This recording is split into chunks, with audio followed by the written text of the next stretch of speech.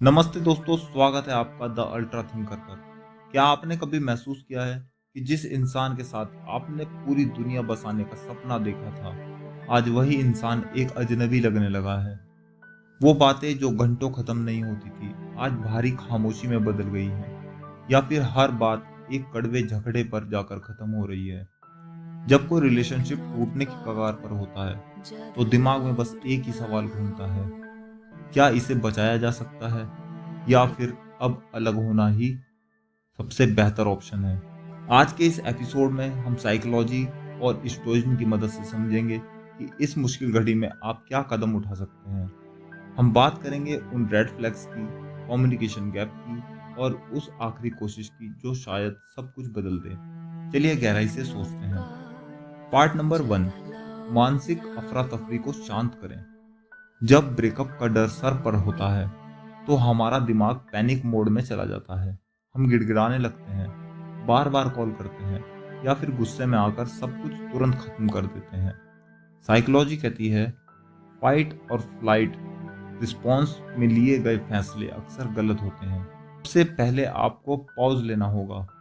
एक पुरानी कहावत है, गुस्से में लिया गया फैसला और खुशी में किया गया वादा दोनों अक्सर दुख देते हैं।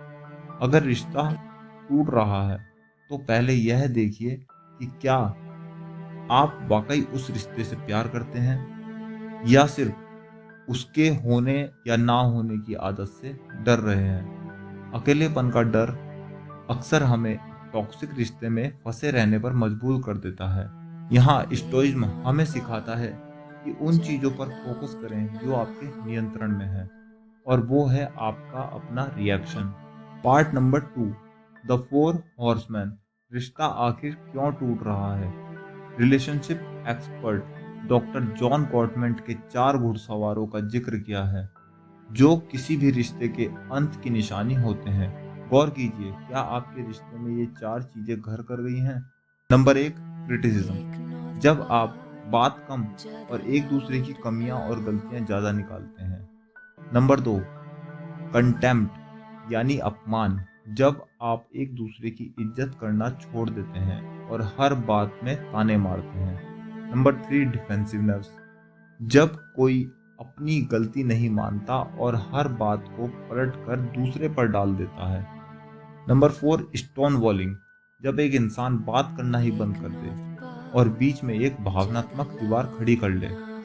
अगर आपके रिश्ते में कंटेम्प्ट यानी नफरत और अपमान आ चुका है, तो समझ लीजिए कि बुनियाद हिल चुकी है। लेकिन अगर सिर्फ कम्युनिकेशन गैप है, तो उम्मीद अभी बाकी है। पार्ट नंबर 3, आखिरी कोशिश, क्या करें।